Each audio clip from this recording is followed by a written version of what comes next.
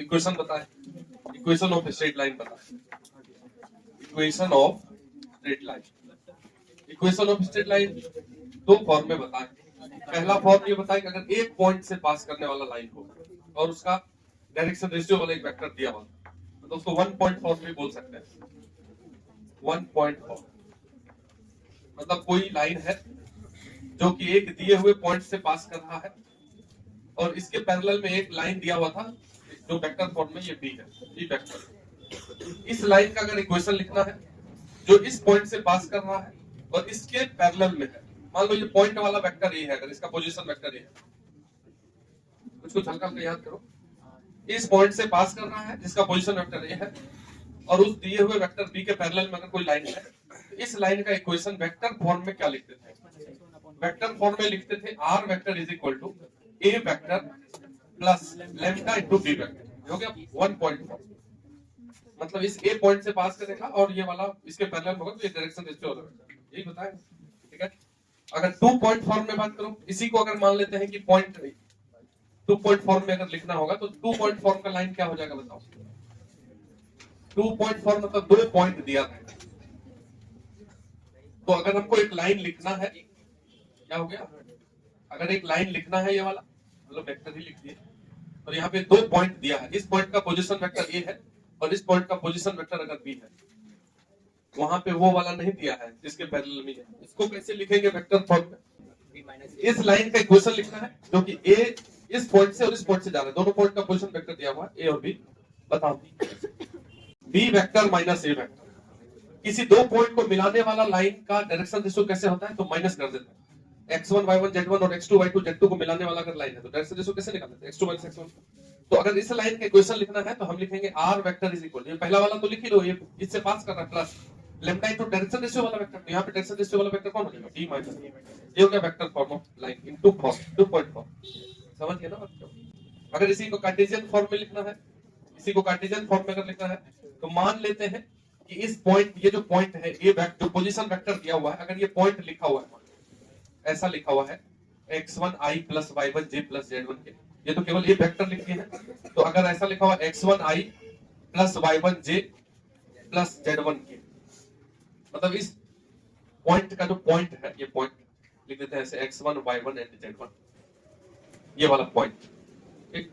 तो इसको क्या लिखोगे? x माइनस x1, इधर y minus y1, z minus z1, नीचे में जो भी ये वेक्टर दिया रहेगा डायरेक्शन रेशियो वाला, मान लेते ये बी वेक्टर गिवन है L I plus M J plus N K, तो एल एम और एन ये डायरेक्शन रेशियो हुआ, इसी का ये कार्टेशियन फॉर्म हो गया।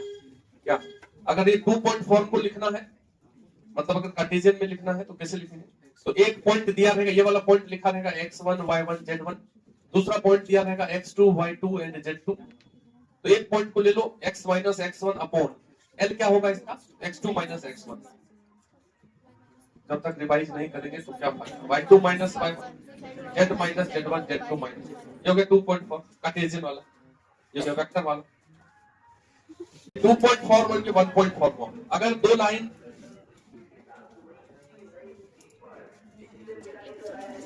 अगर दो लाइन लिख देते हैं, अगर मान लो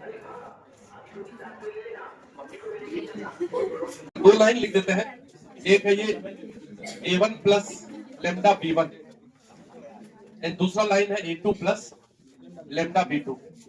अगर ये दो लाइन का इक्वेशन है और दोनों लाइन अगर परपेंडिकुलर है तो क्या होगा? If two lines are perpendicular,